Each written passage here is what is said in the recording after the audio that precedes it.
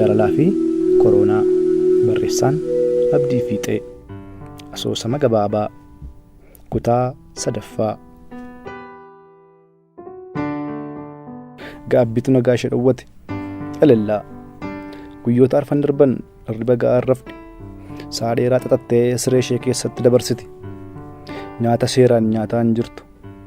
Isuma cireef ajajattu laaqanaafis ta'e dhihaana nyaattee rafti. Boraatii hammattee hirqinfattee boossi. Ijawwan ishee kan dhiiga kuufatan fakkaataniiru. Akka waan haanxaan keessa jiru ishee waraanu.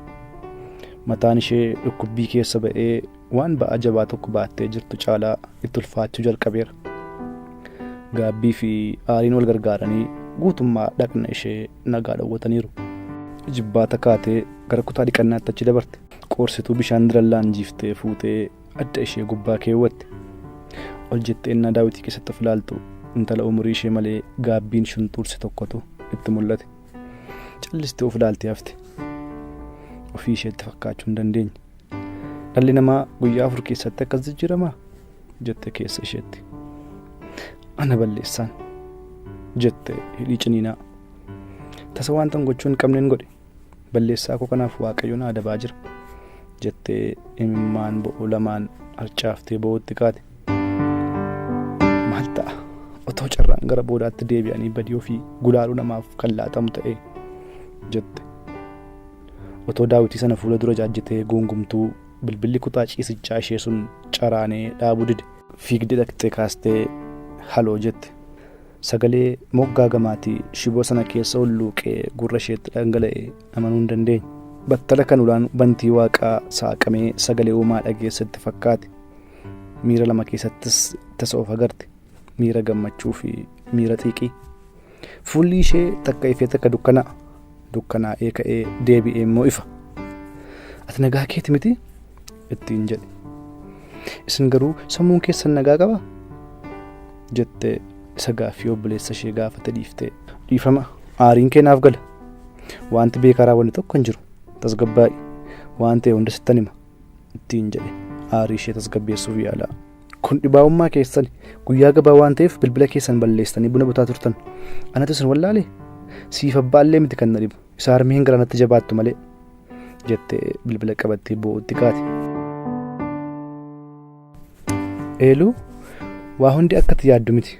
Gabaan iyyuu akkam ta'ellee siin nuuf hin caalu. Kan ammoo ati iyyuu beekta. Ilaana dhaga'i. Abbabbaan torbee dura buna feesisuu gidaamii dhaqee rakkoon achitti isa mudate. Nuti iyyuu kan sagalee isaa dhageenye kaleessa. Nu bira ammoo ibsaan waan hin jirreef bilbilli koos bilbilli harmees baatiriin du'ee ture. Bilbilli inni manaa ammoo erga rakkoo godhatee tureera. Hundi keenya waan bilbila harkaatti fayyadamnuuf bilbila manaa daganneerra.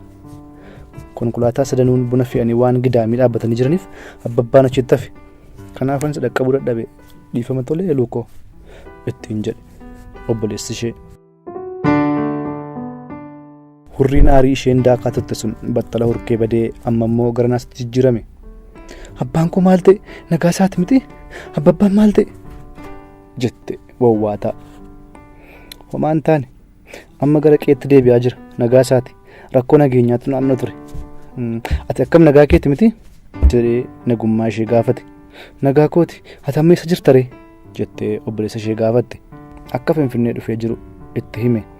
Bakki ciisichaa fi nyaati akka isheef ta'e erga gaafateen booda ergaa isheen feesbuukii isaa irratti barreessiteef barfatee argachuusaaf irra deddeebi'ee dhiifama gaafate.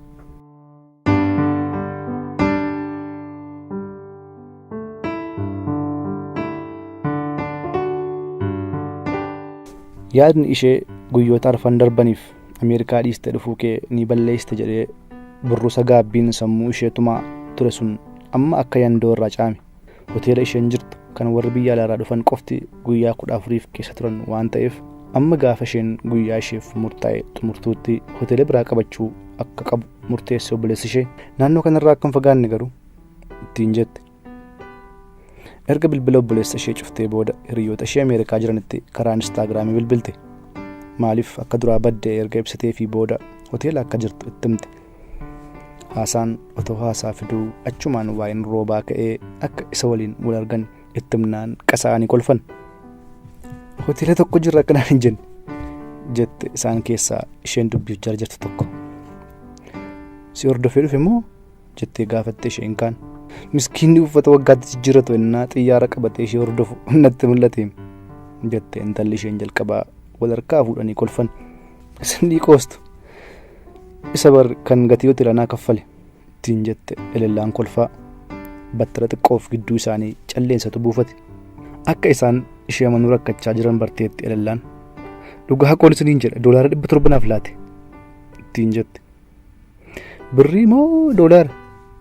Intala jarjartuu sanatu gaafate. Doolaaran jedhe. Eessaa fidee? I don't know. Buquuraaf ta'e kufalte. Miskiin. Innaa nuti halkaniif guyyaa paartii baanu inni siin sarpiraayiz gochuuf gudunfataa tureedha. Baga bakka biraatti hin baasin ka. Baga atirraa laaf goote. Ammas daboon wal gargaaranii kolfan.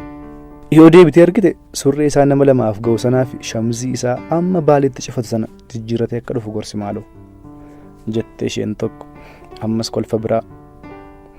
Dhugaa gaafa nas keessaa ba'u garuu nan deebisaaf ittiin jette elellaan miira gaddaan. Maraachaa jirta moo jette isheen tokko. Isheen kaan jalaa qabdee yoo $700 lakkooftee kan isaa deebiftu ta'e bakka ati itti aansitee kwaarantiin seenuu qabdu Amaanu'el ta'uu qaba ittiin jette intalli jalqabaa sun.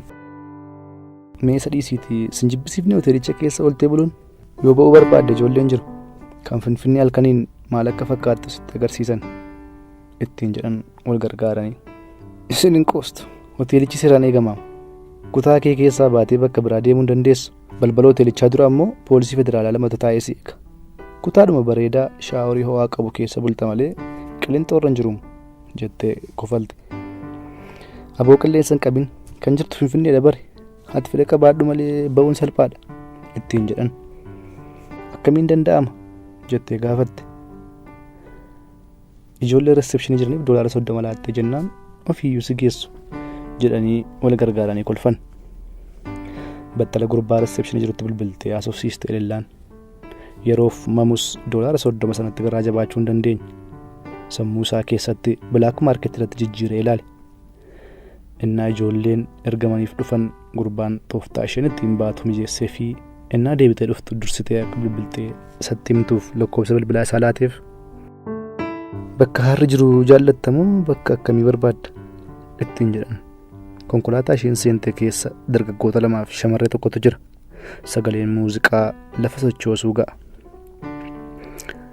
Bakka harri jiru wayyuu jettee kofalte. Rooberaan amma bu'aan qorannoo samuudaa dhufutti lafti itti dhiphatteetti. Samuuda sana fuudhuuf kan isaan karaa funyaan isaa waan akka muka calii seensisanii horfan sun ammoo matumaa nagaa isa dhowwateera. Dhukkuba isaa caalaa intala inni otoo ol seensisanii arge sun ammoo ilillaa dhasa'ee dhiphateera. Birrii ani itti laadheen itti darbee laata jedhee yaaddoo hin jirre keessa seeneera. Otuu inni dhiphachaa jiru Dooktar Saamuda isaa fuudhee bu'aa qorannoo isaa qabatee dhufe. Roobera bu'aan qorannoo kee dhaqqabeera ittiin jedhe waraqaa harkatti baatee jiru ilaalaa. Rooberaan gogee jechoota afaan dooktarichaa keessaa ba'an eegaa jira. Itti fufa.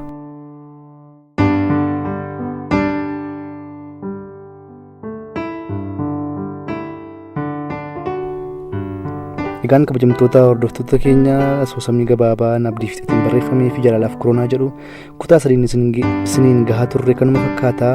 Warri isin jala darbee kutaa tokkoffaa fi kutaa lammaffaa chaanaalii kana jala ilaaluu dandeessu. Kutaan itti aanu akka isin qaqqabuufis chaanaalii kana sabiskiraayib godhaa, hiriyaa keessaniifis qoodaa, galatoomaa isiniin jenna. Kutaa afuraffaadhaan wal agarraa nagaatti.